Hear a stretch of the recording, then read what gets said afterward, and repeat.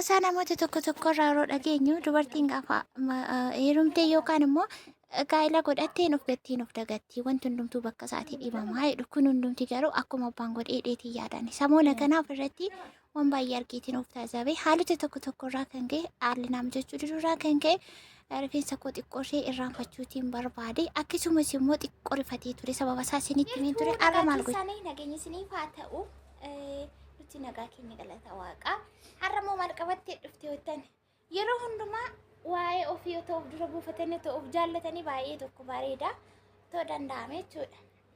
Innaa akkuma argitan kun qe'ee keessan jira rifeensa kanaaf qoricha qotuuf kan deemaa jechuudha. Maal akkan gochuuf ka'ee walumaan ilaalla amma qibaatiitti dibee akka kanaatti lallaafisee yoo xiqqaate sa'aatii 3 ol taa'eera jechuudha. Yoo xiqqaate amma kana immoo miicee wanta hin godhun godha. Wanta asirratti qophaa'ee jirus immoo isinitti agarsiisaati.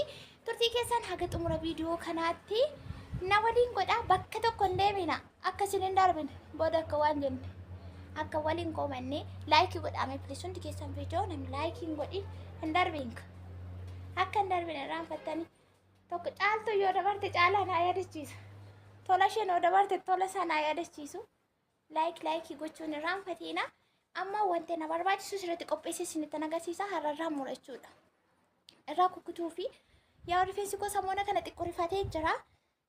Sababa isaa tokko haga ta'e isinitti himeen jira. Sana bakka itti deebisuuf mudhii hidhadhee ka'eetiin jira. Maal akka hin godhu isinitti agarsiisa.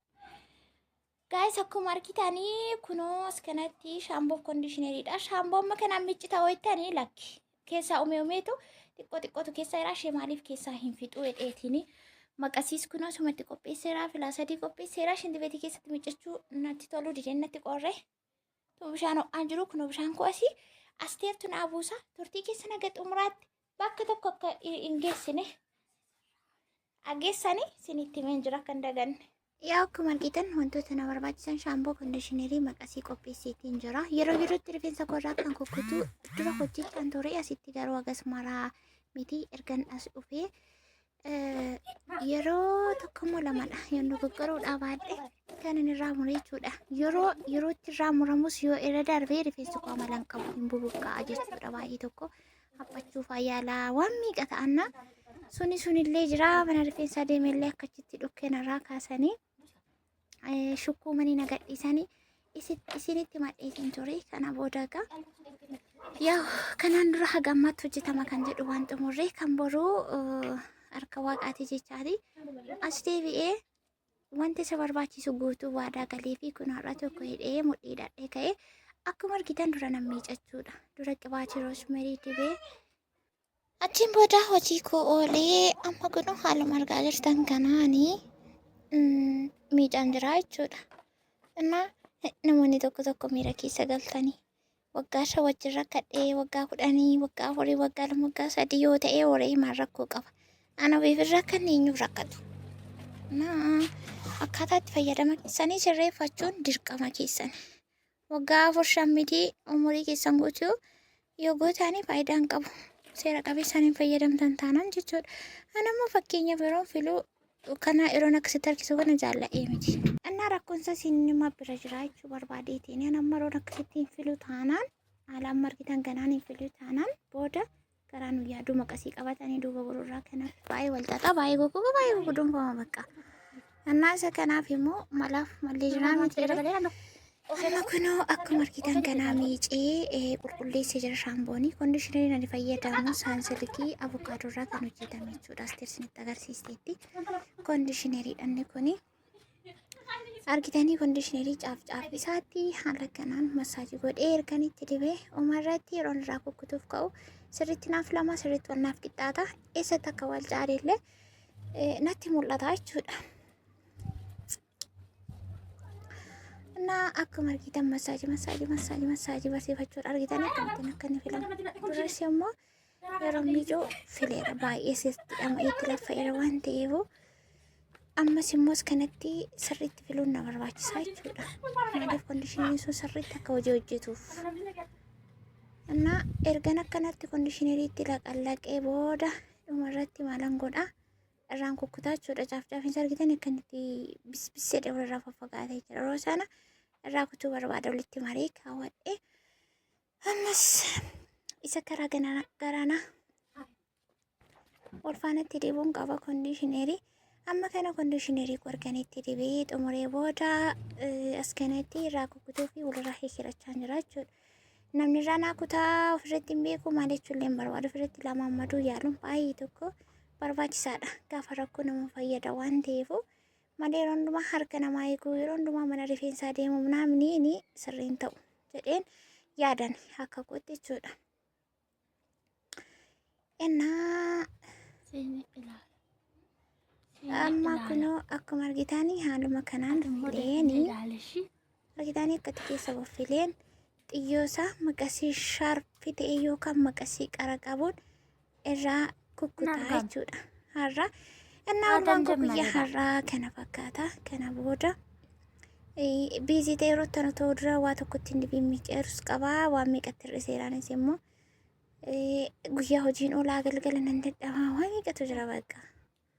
Innaa kun argitanii yaa'u kaamerarraa sittee waraabdas ta'eerii.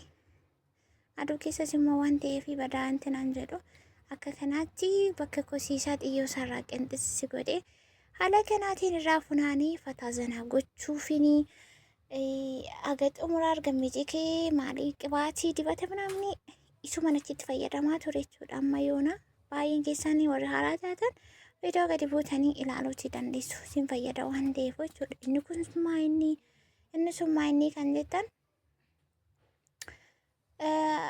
waan an ofii koo fayyadamu hunda irratti ibsa kenneen kun akkas jedhama kanaaf fayyadaa yeroo akkasitti itti fayyadamna yeroo kanaaf irraa miinya haala kanaan miijachuu qabna kondiishineerii haala akkasii shaampoo haala akkasiin itti fayyadamuu qabna kan jedhu sirriitti hagam beeku hagan itti fayyadamee faayidaa isaas miidhaa isaas arge isiniif ibsaan ture jechuudha. Kanaaf sirriitti dhaggeeffachuutii qabdu.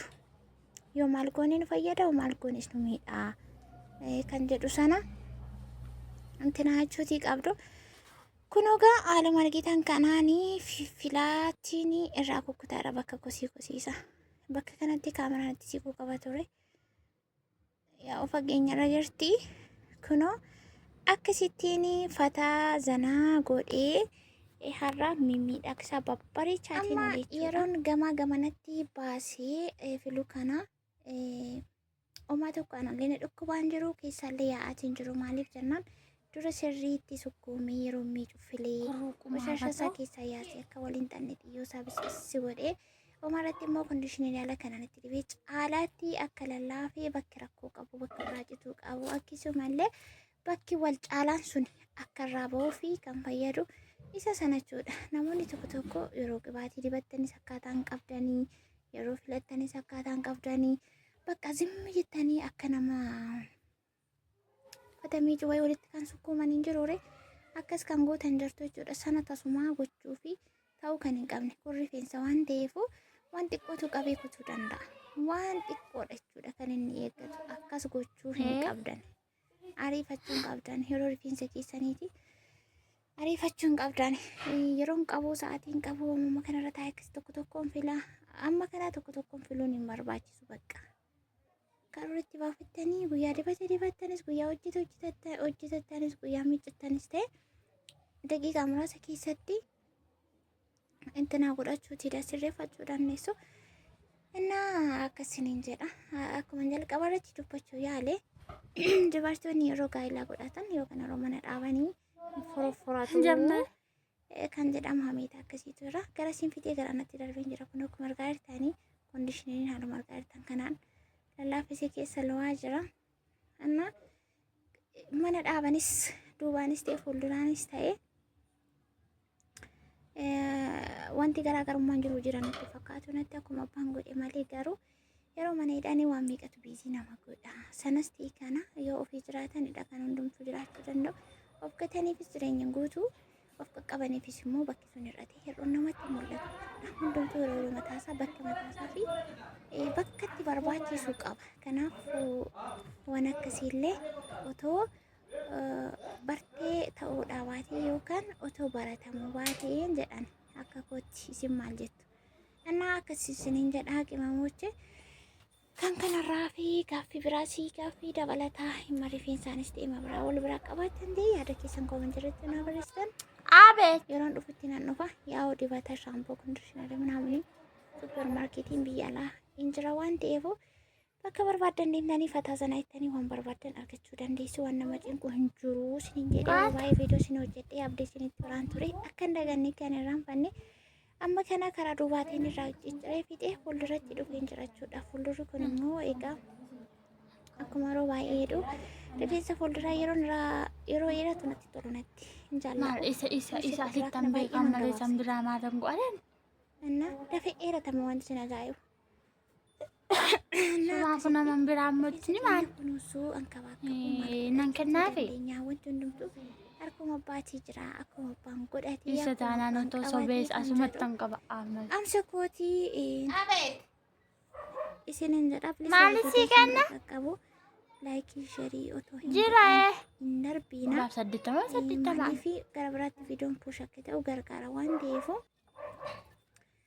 amma kana duubaanis fuulduraanis erga irraa kukkutee kondiishineriin itti dibee itti irraa kukkutee sana irraa qulqulleessan qaba. Kondiishineriin keessatti akkuma qabu as kana keessa irraa cicciteerama gabaabbatee jira jechuudha. Baay'ee irraan kutanii bansiinkii tokko lama kan hin caalle baay'eetu miti. Adeemsa keessaa yeroo latu yeroo akka biqiltoon hin jiraame jira jala jalatti gadi jettee baala ishee goggogdee wayii jirraa kan jiran akkasuma rifeensi keenya illee rifeensii fi biqiltuun garaagarummaa hin qabu. Kunuunsa qaqqabaa barbaada. Waan isa barbaachisu seera qabeessaan argachuu barbaada. Waan akkasiiti. Innaa akka shawwadamni isiniin jechuu fi akkuma amma qulqulleessee hin jira jechuudha. Kondiishineri isatti dibamee erga irraa kukkutee ala kanaan kondiishineri isarraa qulqulleessee miicee xumuruuf hin deemaa jira. Kanatti immoo shaaworii galee fudhachuudha. Baay'ee tokko jira noolee. Aduu roobaa baasa garuu hin roobne gammaatti immoo malaqqiteen beeku baay'ee tokko nama guba bakka aduun takka roobaa takka hin caamaa takka maal jedhaa kunuumma kana miicee xumuree uffata koo jijjiirradhee galgalaa'ee jira. As kana taa'ee suuqii eegan jirachuudha. Suuqii eegan jira kunoo akka kanaatti bishaan saafutaatiin irraa gogsee fataa sanaa godheetiin jira. Kanatti ani kan jiru dibata filuudha maal gochuudha isa immoo isinitti agarsiisuuf viidiyoon hin dheerata anatti isinis waan ta'eef viidiyoo walitti dheeressine waliin salachaanu kanarraa barumsa guddaa akka argattanii seera qabeessan akka itti fayyadamtan abdiin qaba yoo isin barbaachise jechuudha. Qalbiidhaan gateessanii viidiyoo haga xumuraatti erga daawwattanii booda akka kanaa yoo gootan ta'e yoo isin fayyadu didee anatu dogoggora garuu isin bira rakkoon parsantii 100 akka jiru nan beeka. Maaliif nan arga waan ta'eef baay'eesa. Kun argitanii injiima tokko lama kan jaalle kan irraa kukkutu yeroo baay'ee qoshasha ishee kana irraatii baasee arraaggabeetiin jira. Kana booda bakka itti deebi'ee fataa zanaa jechuudha rifeensisii ganna kanaa jedheetiin yaada. Yaa'u galanni isaan badiin isa guyyaa gurraa gara guyyaa torban baatii waggaatti nu dabarsu ji'a 8 xumurrii gara ji'a 9 deemaa jirra. Isoo kana jechuun ganni dhufaa jira jechuudha mitiire akkasiniin jedha baay'ee isin jaalladha baay'ee isin kabaja. Viidiyoo biraan agan deebi'ee dhufuutti baay'ee.